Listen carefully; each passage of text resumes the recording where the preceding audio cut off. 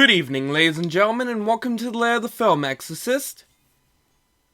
Hi, I go by the name of Opals in my social media, but you already know me. I've reviewed Beastars and I can understand what my husband is saying in his channel with film before. And I'm Film, or Film Exorcist, but you can call me Film like my friends. Now, tonight we will be reviewing Blend S.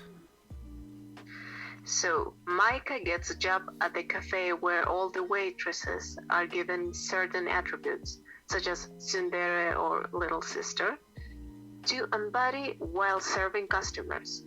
The manager asks Micah to be the saddest waitress, so she will have to adopt a dominant and aggressive persona.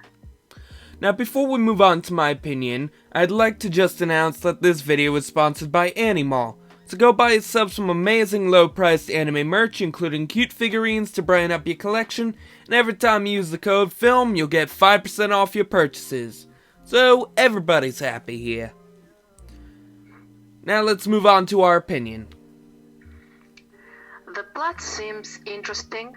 We have Micah, whose family is pretty wealthy, but still she has this independent attitude that makes her want to gain her own money to study abroad. Her family is too traditional, so that's where her interest for the other cultures come from. I think that's enough motivation for the main character. After all the characters have a reason to work at the maid cafe. True, but I really don't think we got much from the other characters other than Mafuyu was dragged into it and she had a little brother. Hidori just wants to be an idol despite his gender and parents' disapproval. Miyu wants new material for her stories, but for Hinata and Ikazuki, we really don't know why they started working there. Oh, and the manager's just a perverted otaku. You're right there.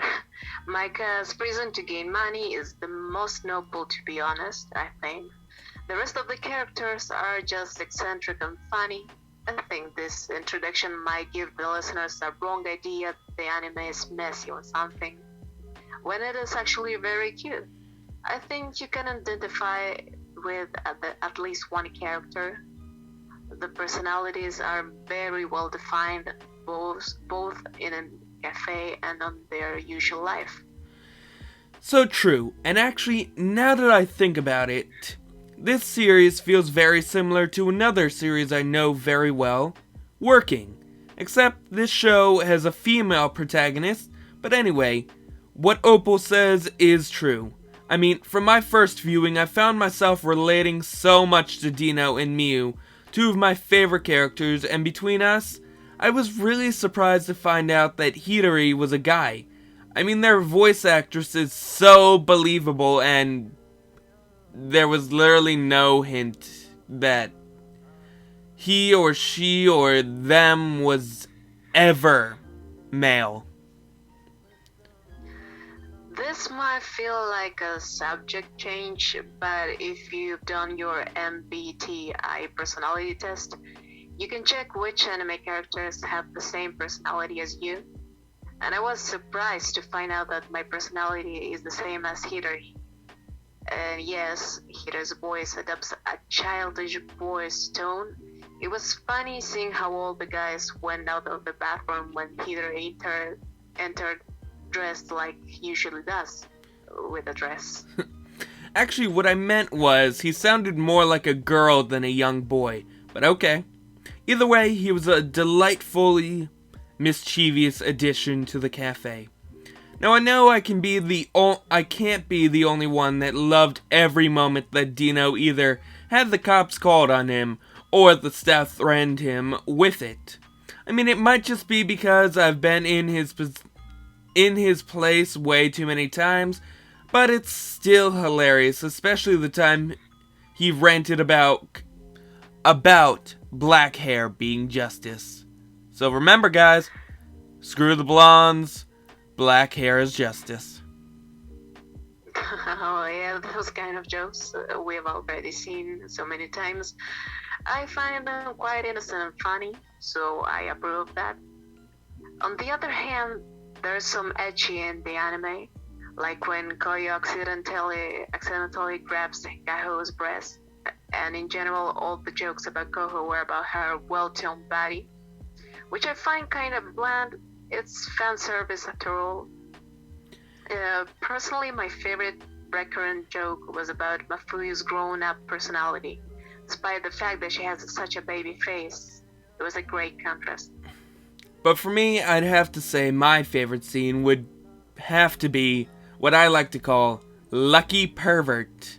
The scene where Dino walks in on Hidari being cornered by Micah and then runs back into the room just to say that it looks backwards.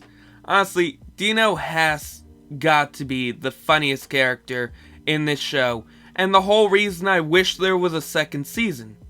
And we did it again. We finally didn't have to watch a show where the ending was just another fireworks festival. Instead, it was a nice ski vacation and a Christmas party or New Year's party. Couldn't really tell. Yeah, the festival is a very cliche part in anime, such as the hot springs and the beach episode, which this anime, in fact, has. But the characters are so lovable, and you'll wanna see that till the end. My second favorite character after Hidari was the big sister girl, the manga illustrator. She looks peaceful but has a pervert and a passionate mind. I love that about her. Actually, before I get into what I was about to say, I do love the parts where Micah just treats her like the plague. I mean, that little hiss she gives to her is just... What the hell is going through your head, Micah? She just draws dirty pictures. It's not like she's the devil. That's right. But honestly, I was a bit disappointed that they didn't really do anything with her. I mean, she mentioned a convention, I believe it was called Comiket, their version of Comic-Con, during one of the episodes, but then they did nothing with the concept. Really, she was just there to be the erotic big sister. Actually, the whole manga artist thing seemed to be a waste of time in this series. You're right, even I forgot about that detail. They could have exploited that character a bit more. And let's be honest, all of the girls were sexualized at some point. That's where the fan service shows. And that's how ecchi works, actually. But that happens in all animes, really. Most of them, at least. Ecchi is supposed to be uncomfortable for the watcher. So we aren't going to criticize something so basic. True, but it just felt out there. I mean, the most they did for the manga persona is... Oh, I've got this deadline. Can I take this day off, this day off, this day off? Oh, I need that for material. Or she's just writing things down. There's nothing comes out of it. Like most shows, they'll actually show Comiket. But this one, I think they did it for a second or not even. Now, I guess you're right, but honestly, I did enjoy every minute of this show. While it does have its obvious flaws, it is still a really amazing show, especially with their amazing opening song that I can't help but sing along with due to its upbeat nature and the great visuals that reveal from the start what this show is going to be. Now, let me be clear, I can't sing in Japanese. I mean, I can do it for like one song, but yeah, when you hear me try and sing along to this, it's just a jumble of words. Yeah, the opening owns a fast and happy beat. Have you heard the full version? The B-sized openings are taken from the best parts of the whole song, of course, but Bon Appetit, the opening's title, is indeed very enjoyable till the end. Not to mention that the Blend-S opening was a new beginning for a lot of video format memes in its golden time, that is 2017, I think. Sweet, sadistic, saucy, Side food. Safety. Yeah, I love that. Side tree. Saltine. It could go on and on, but I can't. I'm running out of S words. You are correct, and while not as memorable, the ending is pretty good as well. I mean, I love how each character gets to be a part of a country and dress up.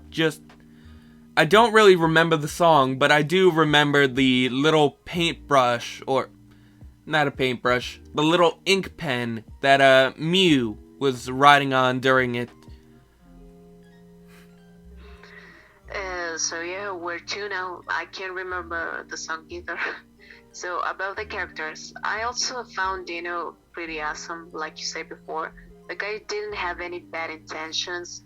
He actually really liked Micah and wanted nothing but the best for her. I think he actually met her parents on one episode and they all got along. I found that pretty cute. Don't want to say that I ship them, but if they're both grown-ups, then I do ship them. Agreed, and actually that was Micah's older siblings, her older brother and sister. But still, I get where you're coming from. And actually, there was one more thing I think we should mention, and that is the references from JoJo's Bizarre Adventure to my favorite, Inu X Baku SS, New Game, and Golden Mosaic. They definitely picked some great shows. Oh, and they also referenced Dance Dance Revolution and America's beloved chicken mascot, Colonel Sanders. But here they call him Uncle Chicken. Uncle Chicken. Well, you got me there. I watched the anime some years ago and I didn't remember those were Micah's older siblings. I'd say the anime in general got very friendly vibes. Very friendly vibes. The humor can be perverted from time to time, but nothing too illegal. The characters complement each other, and you can, again, really identify with them. There are some otakus, manga enthusiasts, and idol lovers. Those characters seem to really enjoy their own popular culture. So, judging by our opinions, I would seem that we both agree that this show deserves a 9.5 out of 10. Correct?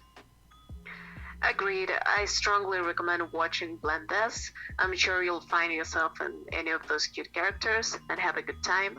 The episodes might be a bit generic, but it's the friendly nature that makes you want to keep on watching and discovering the characters. So yeah. I completely agree. So please don't forget to like, comment, and subscribe, and click the little notification bell for more of our videos. Now have a great night. And good luck, everybody, 'cause deep down we're all sadists here. Have a great night.